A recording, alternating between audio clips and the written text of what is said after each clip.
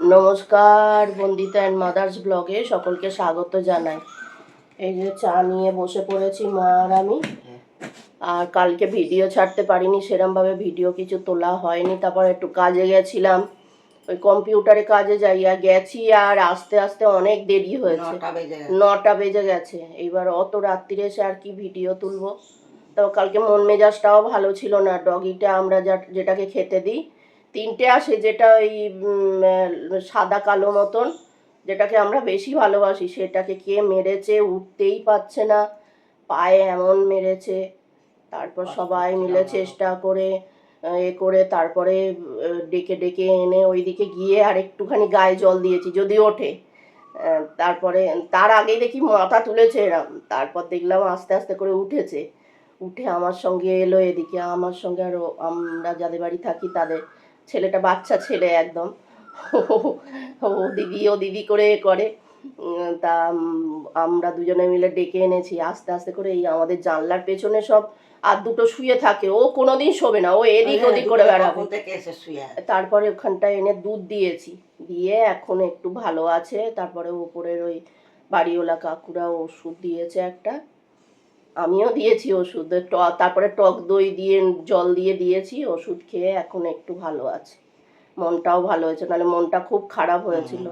কদিন আগে ওরম হয়েছে, আবার কালকে ওরম হয়েছে। চলো, কাজ করতে পারছি না, এত কষ্ট হচ্ছে মনে, পাটা কাঁপছে থরথর করে। ওর এমন মেরেছে না, মানুষ মানুষ মানুষ নেই। মেরে ফেললে হয়ে যায়, দুবার করে, একবার কোপ মারলো গলায়, আবার এরকম পায়ে মেরেছে, এমন অবস্থা। চলো চা খেয়ে নি।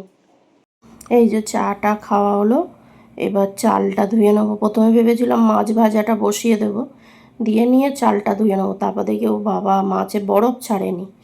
তা বরফ না ছাড়লে করবো কী করে, ওই জন্য চালটা ধুয়ে নিচ্ছি।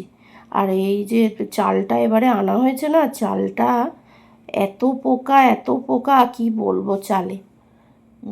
মা বলছে অনেক পুরনো চাল, ওই জন্য এরম পোকা হয়েছে। হ্যাঁ, দুধেশ্বর চালটা বেশ ভালো দেখলাম। আগে আনতাম বাঁশকাঠি চাল। বাঁশকাঠি চালটা কী হতো বলো তো, ওই যদি এই গরম, তো এত গরমে আমরা কিন্তু ফ্রিজে ভাত রাখছি না, বাইরেই ভাত থাকছে, কিন্তু ভাতে এক ফোঁটা জল কাটে না। আর এটা যদি বাঁশকাঠি চাল, এই হ্যাঁ জিরাকাঠি হতো, বাঁশকাঠি বলছি, সরি, জিরাকাঠি আনতাম আগে।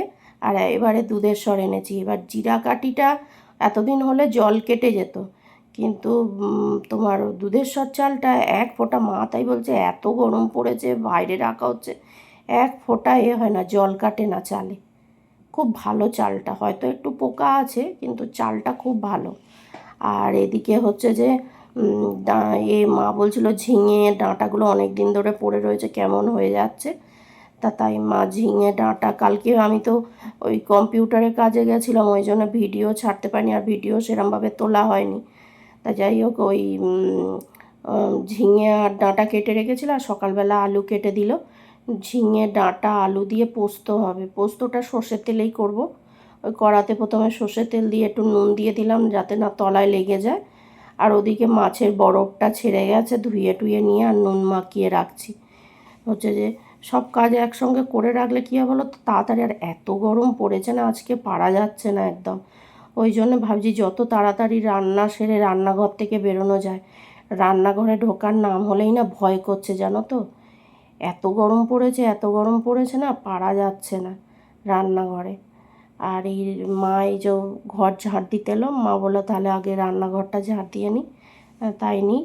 আর এদিকে হচ্ছে যে দেখো না, মনে হচ্ছে কখন রান্নাঘর থেকে বেরোবো। তাও আজকে বিকেলে, কি অন্যদিন না বিকেলে মা 2টো করে রুটি করে দিয়ে, আজকে আর রান্নাঘরে ঢুকতেই পারিনি। রুটি করব কি বাবা, এত গরম হচ্ছে। তারপরে সেই আজকে একটু বাইরে বেরিয়েছিলাম, জানো তো, ওই তোমার 1:30 নাগাদ বাইরে বেরিয়েছিলাম, একটু ব্যাংকে গেছিলাম। ওই অ্যাকাউন্ট থেকে সব টাকা তুলে নিয়েছে, জিরো ব্যালেন্স হয়ে গেছে। ওই জন্য অ্যাকাউন্টে 1000 টাকা অন্তত ফেলে রেখে এলাম, কেন মাসের শেষ এখনও হবে না, আর ওটা ফেলে রাখতেই হবে। আর আমার ওইটা থেকেই জানো তো ফোনের টাকা কাটে। তা মাস কাবারটা হোক, তো ওই টাকাটা ফেলে দিয়ে আসবো। এখন তো আপাতত 1000 টাকা ব্যালেন্স দিয়ে এলাম, এরপর মাস কাবার হলে আবার টাকা ফেলে দিয়ে আসবো, তখন ফোনের টাকা কাটবে। তা যাই হোক এই দেখো মা পোস্তটা গুঁড়ো করে দিয়েছিল, আর হচ্ছে যে ওই লঙ্কা বাটা ছিল ওই দিয়ে দিলাম, আর জল দিয়ে দিলাম। ঝিঙেটায় আগে দিইনি, নুন দিইনি।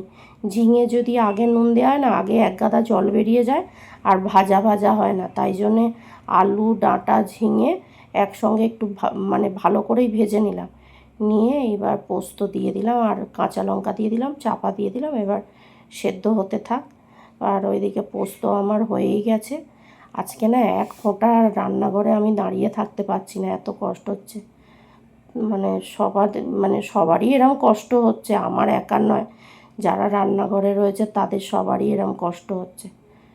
না এবছর বীভৎস গরম পড়েছে, বলছে কত বছর আগে এরম গরম পড়েছিল, এরম গরম অনেক বছর বাদে পড়ছে। তা যাই হোক, মানে একদম থাকা যাচ্ছে না, মনে হচ্ছে সেই হিমালয়ে গিয়ে থাকি, না হলে বেশ ঠান্ডার জায়গায় গিয়ে সিকিম টিকিম এইসব জায়গায় গিয়ে থাকি। মানে এখন সেই সিকিমে ঘুরতে গেলেই সব থেকে আরাম। তারপর দেখবে বর্ষাকালে এমন বর্ষা বৃষ্টি দেবে, লোকে বৃষ্টির চোটে আর টেকতে পারবে না, তখন ঘরে দৌড়ে জামা কাপড় ভর্তি, জামা কাপড় শুকোবে না। ভিডিও করব যখন দেখবে আমার আগের ভিডিওতে আছে ঘরে 4টি জামা কাপড়। তা কী করবো, বর্ষাকালে জামা কাপড় শুকায় না, বর্ষার সময় এত বৃষ্টি হবে তখন দেখবে আর জামা কাপড়ই শুকোবে না। তাই এদিকে মাছ ভাজাটা বসিয়ে দিয়েছি, মাছ ভাজাটা হতে হতে আমার ওদিকে বাসন কটাও মাজা হয়ে যাবে। বাসনটা অনেকটা ফাঁকা হয়ে গেলে তাহলে রান্নার সঙ্গে সঙ্গেই আমি বাইরে বেরিয়ে পড়তে পারবো, এত গরম হচ্ছে ভালো লাগছে না, শরীরও মানে অস্বস্তি হয়ে যাচ্ছে। এই যে রাত্রিবেলা এখন ভয়েস ওভার দিচ্ছি ঘরের মধ্যে, কি বলবো, পারছি না, ফ্যান চালাইনি তো, ফ্যান চালালেই ফ্যানের শব্দটা আসে, বিচ্ছিরি লাগে, ওই জন্য ফ্যানটা চালাইনি। আর হচ্ছে যে দরদর করে ঘামছি পুরো, আর এত ঘাম হয় না, শরীর মানে জল পুরো বেরিয়ে যায়, প্রচুর ঘাম হয় আমাদের সবারই, মানে আমার মার প্রচুর ঘাম হয়। এত ঘাম হয় যে ওই শরীর থেকে জলটা বেরিয়ে গিয়ে না আরও ক্লান্ত হয়ে যাচ্ছে শরীর আর ভালো লাগছে না। তাই এদিকে বাসনগুলো মেজে নিই, আর হচ্ছে হয়ে গেলে মাছের তরকারিটা হলে হয়ে যাবে। হবে না, আবার মা ওই পাউরুটিটা নিয়ে এসছে, আবার পাউরুটির ডেটগুলো তো বেশি দিন থাকে না, পাউরুটিটা সেঁকে ফেলবো। পাউরুটিটা অবশ্য কালকে অবধি ডেট আছে, পাউরুটিটা আর 2টো পড়ে আছে, কালকে গতকাল মাকে দিয়ে দিয়েছি। তো 4টে পাউরুটি টিফিন নিয়ে গেছে, ওই বাটার দিয়ে দিয়েছি। আর আমি তো টিফিন বলতে কালকে রান্না সেরকম হয়নি জানো তো, ওই পরোটা খেয়েছিলাম, আর তরকারি সব ছিল, ওই নিয়ে পরোটা খাওয়া হয়েছে। আর দুপুরে আর ভাত রান্না করিনি, আর রাত্রিরে খেয়েছি বিরিয়ানি, ওই জন্যে কালকে আর রান্না বান্না সেরকম হয়নি। আর হচ্ছে যে আজকে তাই জন্যে রান্না বান্না মানে সকালবেলা উঠেই ভাবছি কতক্ষণে রান্নাটা শেষ হবে। আর কালকে মাকে ওই জন্য পাউরুটি টিফিন দিয়েছি, আর আমি দুপুরে 2টো না 3টে বিস্কুট খেয়ে নিয়েছি, ব্যাস আমার হয়ে গেছে। আর এই গরমে কি হচ্ছে বলো তো, কিছু খাবার ইচ্ছে থাকছে না।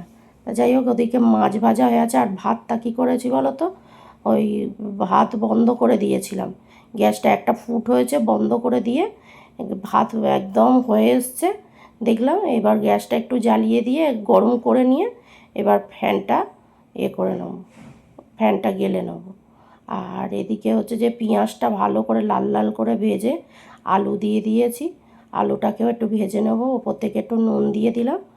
আর হচ্ছে যে পেঁয়াজটা আর টমেটো দিয়েছি জানো তো, এই টমেটো আর কাঁচা লঙ্কা বাটা, টমেটোটা এত বাজে, একটু জল দিয়ে প্রথমে চাপা দিয়ে ফোটালাম, তাতেও একটু হলুদ দিয়ে দিলাম, আর ফোটালাম তাতেও টমেটো দেখি গলছে না, শক্ত শক্ত হয়ে রয়েছে, এমন টমেটোটা বাজে একদম।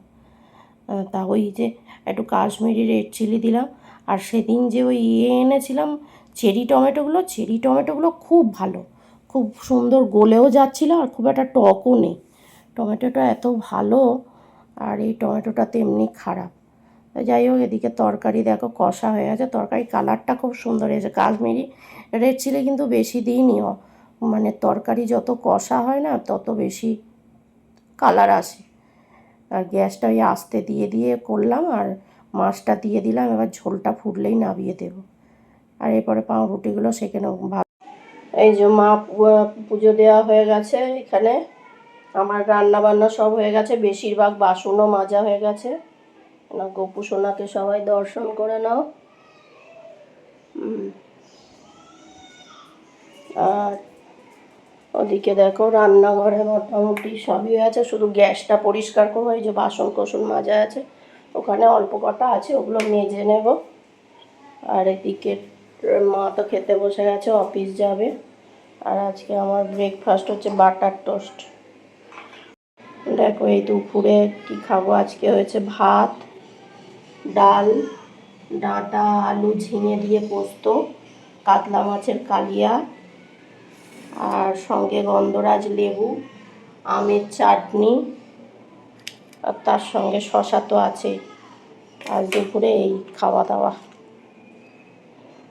রান্নাঘর থেকে বেরিয়ে কি অবস্থা দেখো, তরকারিগুলো গরম করলাম। আর এই যে দেখো, এই চা করলাম, মা অফিস থেকে এলো সবে, চা করলাম। উফ, গরমে ঘেমে চান, হ্যাঁ প্রাণ অষ্টাগত না অষ্টাগত। চলো চা খেয়ে নিই। এই যে খাওয়া দাওয়া করা হলো, আর বসে বসে টিভি দেখছি। ডগিটাকে মা খেতে দিয়ে এসছে।